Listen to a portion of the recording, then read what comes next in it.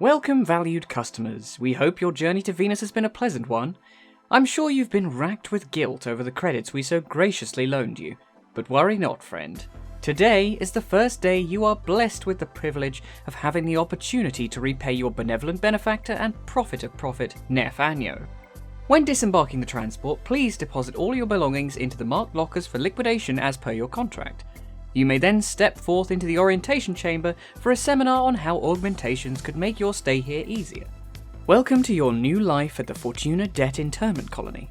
We hope your stay here is a productive one. For your sake. Ah yes, the Fortuna Debt Internment Colony, i.e. a nightmarish slave camp where vulnerable people are exploited day in, day out, all the while being held hostage by a greedy overlord. Sounds an awful lot like my time working in retail. It's been 6 years and I still have stock take nightmares. Today we shall take a stroll through this grotesque institution and explore the intricacies of its colourful characters' not so colourful daily lives. But first, a bit of groundwork. This lovely holiday resort spa is located in the frosty climes of one of Venus's mountainous regions named the Orb Vallis. Oh man, look at that powder! Nestled amongst archaic Oregon terraforming installations, Fortuna is an underground facility where Nef Anyo bleeds those desperate enough to borrow from him dry, all the while manipulating them into a life of eternal servitude. The debtors come from far and wide and are put to work doing the less glamorous tasks needed to keep Anyo's operations on Venus running smoothly, i.e. mining, maintenance, manual labour.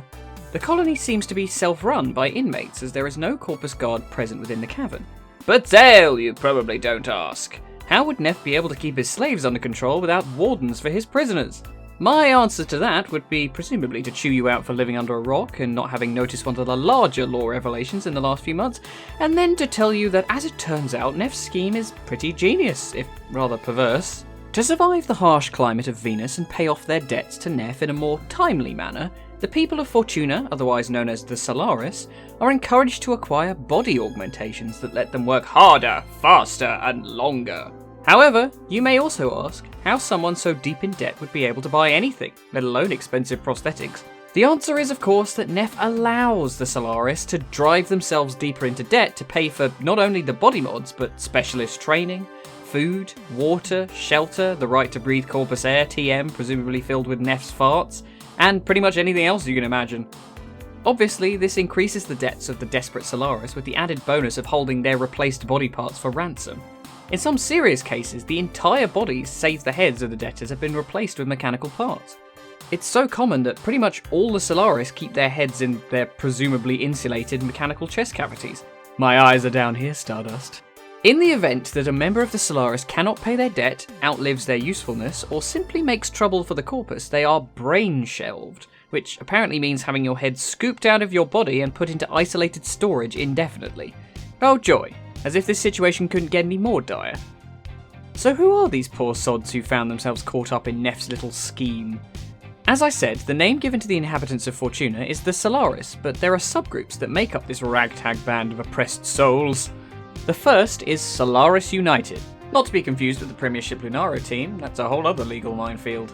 They are in fact the downtrodden and dissatisfied members of the Solaris that seek to liberate their brothers and sisters from eternal servitude. They generally try to make life difficult for Nef and his Corpus Goons by sabotaging the goings-on in the Orb Vallis in a clandestine manner. The leader of SU is a woman named Yudiko, who also holds down the title of Loyal Floor Boss for Fortuna. Years ago, Yudiko led her little band of rogues under the name Vox Solaris, but gave up the life of a rebel scum after the mysterious Deck 12 incident, which apparently got a lot of Solaris killed. More recently, with the Tenno's aid, her Vox persona and SU itself have resurfaced to give Neffy the finger and finally escape the Corpus's clutches. Yeah man, screw the establishment! Yudiko's second in command is a mysterious off-worlder known as The Business, or Biz for short. Biz has a checkered past working for the Corpus in the business of the strategic deletion of life, presumably in the form of eradicating fauna, considering his current occupation as a bleeding heart wildlife preservationist. And like any sane revolutionary, runs his own Build-A-Bear workshop on the side. Hey, don't judge. It was a hole in the market and he filled it. Biz clearly has a skeleton or 9 in his closet, and I'm sure we're likely to see him and his cuddly friends in a future update. Another rather eccentric member of the Solaris in charge of the construction of customizable weapons known as kit guns is Rude Zood, an irritable woman afflicted with a secondary personality known as Chatter. This quirk owes to the fact that Zood was created as one with her sisters, being able to feel each other's sensory input from birth. Ugh. Her family was sadly killed in the infamous Deck 12 incident, and thus left her with a single set of eyes and a single set of hands, as Biz put it. Pretty goddamn tragic if I do say so myself, but the only thing I can hear when I hear her voice is this. You have gone dentist. Next up is Legs, formerly known as Thursby, a chipper wheeler-dealer sort of lad, paying off the debt his parents left him after being killed in the Deck 12 incident. I don't know if you've noticed, but there might be a running theme here. Recently, in retribution for the liberation of some Corpus tech, Thursby had his body completely repossessed, leaving only his head to think about what he'd done. It sort of implied that Biz sold Legs out to the Corpus to spur Yudico into action, which, whilst pretty repugnant, did actually seem to do the trick. Fortunately, due to Biz's medical knowledge and suspiciously quick response, the caterpillar Thursby blossomed into the butterfly that is Legs the mower salesman, after being grafted into a body made from spare mower parts. Pretty dark, but as far as I'm concerned, the boy's a bloody genius for spinning his own dismemberment into a business opportunity. Our fifth Solaris weirdo is Smokefinger, an ex-Corpus geologist who specialises in mining tech and mineralogy. This professorly fellow curiously worked under Sigor Sava, the Corpus researcher who discovered the aberrant Kavat specimen VK7, better known as Venari, Cora's cuddly little murder machine. Smokefinger was instrumental in allowing Sava to escape Corpus custody with said specimen. It's a nice little callback to some Plains lore, but I wonder if he won't lead us to meet Sava in the future.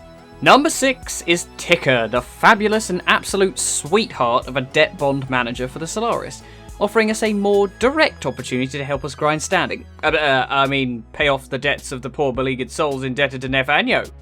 Yeah, definitely that. Ticker actually has one of the most depressing backstories of the Solaris in that her lover was brain-shelved by the Corpus.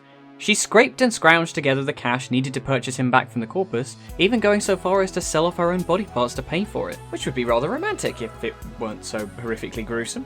Sadly, when Ticker finally did retrieve her lover from brain shelving, he was left as a shell with no memory of his time with her, and apparently he still works out in the Solaris concourse as we speak. That's a big oof, as the kids say. Finally, we have the mysterious solar rail agent and best girl, Little Duck, returning from her role in the Warframe Ghouls comic series. In the past, LD actually studied spycraft under the business, but she had a falling out with him at some point due to a difference in philosophies, and left Fortuna and the Solaris years ago. Since then, LD has apparently carved out for herself a career as a sort of relic hunter. Gold star to all three of you that get that reference. On a mission to help a defecting Corpus scientist escape with some valuable information, she discovered the existence of a plan to use a huge Corpus proxy sentient hybrid to subjugate the Solaris and keep them in line. Because of course, mucking about with artificial intelligence has worked such a treat so far. It was this discovery that drove her to return to the Solaris and aid her brothers and sisters in escaping their captor's greedy clutches. Oddly enough, when you approach her in-game, she seems to dislike conversing with you whilst in a warframe. I wonder if she knows exactly what the frames are. Curious. Now, as I said, Solaris makes up for the main cast of characters in Fortuna, but there's also a crew of logical primo proper felons, mate. The Vent Kids are a group of rebellious childrens who get by stealing from the Corpus and running totally radical K-Drive races around the Orb Vallis. Interestingly, the Vent Kids have had their heads apparently removed and reattached by a small hinge, suggesting even children born into Fortuna are immediately subjected to augmentation. Where do they draw the line? Where does it stop? Won't somebody please think of the children? The Vent Kids are split up into two subdivisions called the Pobbers and the Cupidons, but seem to be collectively led by a kid called Roki, who also handles the K-Drive building. These guys don't have much impact on the story as of yet, but just as a final note that I found quite funny, the kids have their own genre of music called skeg, which apparently, according to Biz, sounds like a bag of hammers thrown down the stairs. God dang kids today with their skeg music! When I was a lad, we listened to Smiles from Gerard on the Shawzine on the wireless. Now that was some real music you would tap a foot to. Now, I'm sure there's more to come to Fortuna in the coming year, but that's about it for now. I'm particularly curious about Little Duck and Biz's past, but even more so about the mysterious Deck 12 incident, seeing as it shows up in pretty much everybody's backstory, but you know, it's DE. I imagine we'll be waiting a while for that. Right.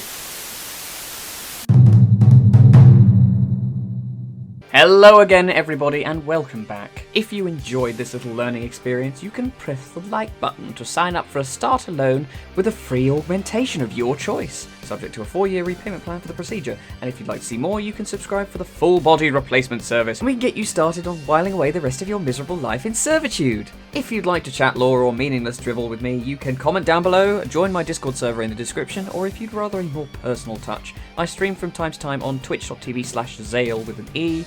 As usual guys, I've been Luke, this has been Loreframe, and you have been a stellar example to your fellow debtors. Later nerds!